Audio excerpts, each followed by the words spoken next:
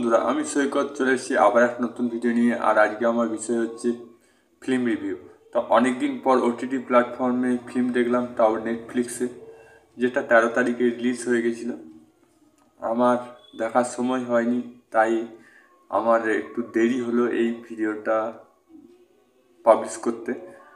তো এই ফিল্মটা কেমন লেগেছে, এর প্লাস পয়েন্ট কী, মাইনাস পয়েন্ট কী, এবং আমার যে বিস্তীর্ণ বর্ণনা সেটাও দেব। তো কথা না বাড়িয়ে স্টার্ট।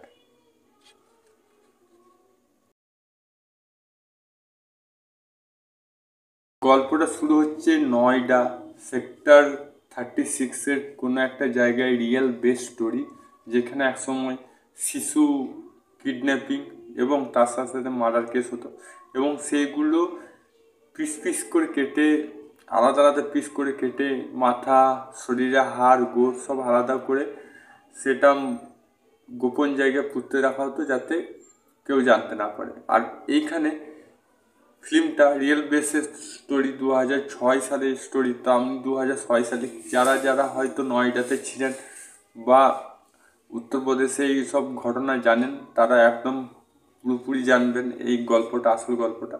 এবং সেটাকে বেস করে সিনেমাটা তৈরি হয়েছে, real story, thriller crime film, Hindi film, যেটা মানুষকে সচেতন করে।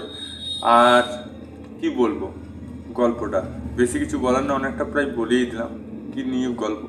তার সাথে সাথে আপনারা জানতে পারবেন কত কারাপশন পুলিশ অফিসার থাকে।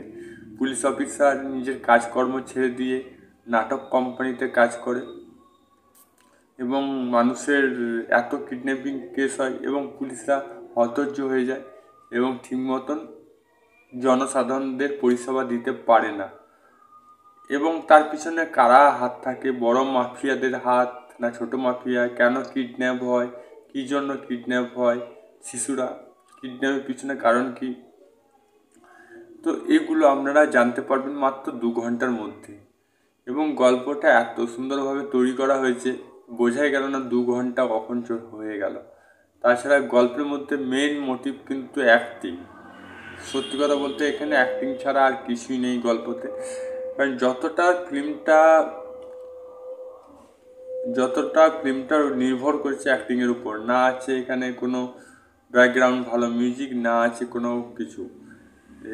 তো এখানে বিজ্ঞান মেসি লুকটা একদম ড্যাশিং আছে। বিজ্ঞান মেসি একদম সাধারণ লুক করেছে, এখানে বেশি মেকআপ টেকআপ করেনি, দেখে বোঝা যাচ্ছে সিনেমাতে।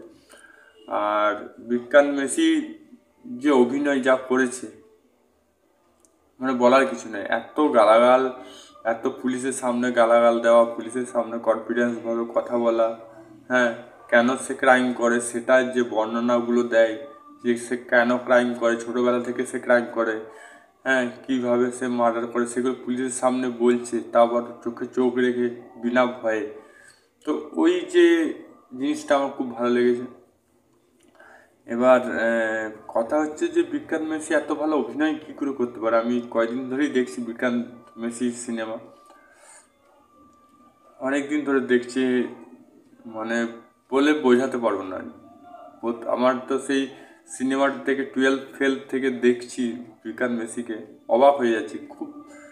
মানে খুব রিয়েল অভিনয় করছে, মানে এত সুন্দর অভিনয় করে, মানে কম্পিটিশন করার মতন যদি অভিনেতা হয় তো বিজ্ঞান মেসি হবে।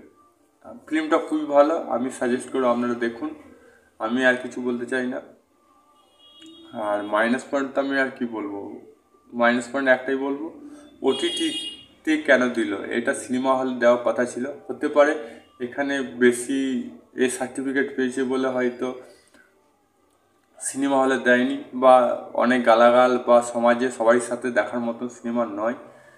অনেক ভয়ানক সিন আছে, বিশেষ করে বাচ্চাদের তো এই সিনেমাটা দেখা উচিতই না, কেন অনেক কাটাকাটি, মারামারি, মারাত্মক সিন আছে। তো এটা ওটিটি দিয়েছে, একদিকে ভালো করেছে, কারণ পরিবারের সাথে দেখলেও দেখতে পারে, কিন্তু মানে বাচ্চাদের থেকে দূরে থাকতে, কারণ এটা খুব ভয়ানক সিন আছে, তাই এই সার্টিফিকেট পেয়েছে। তো এই ছিল মাইনাস পয়েন্ট। এমনি আর তো মাইনাস পয়েন্ট আর কিছু দেখতে পাচ্ছি না। গল্প ভালো, স্টোরি ভালো। জয় হিন্দ, জয় ভারত। যদি ভিডিওটা ভালো লাগে তো লাইক করুন, চ্যানেল তাহলে সাবস্ক্রাইব অল বাটন প্রেস করুন। যদি চ্যানেল নতুন থাকেন তো সদস্য নিন। আর যদি ফেসবুকে থাকেন পেজটা ফলো করুন। আবার দেখা হবে নতুন ভিডিও নিয়ে। তখন জয় হিন্দ, জয় ভারত। ভালো থাকুন, সুস্থ থাকুন।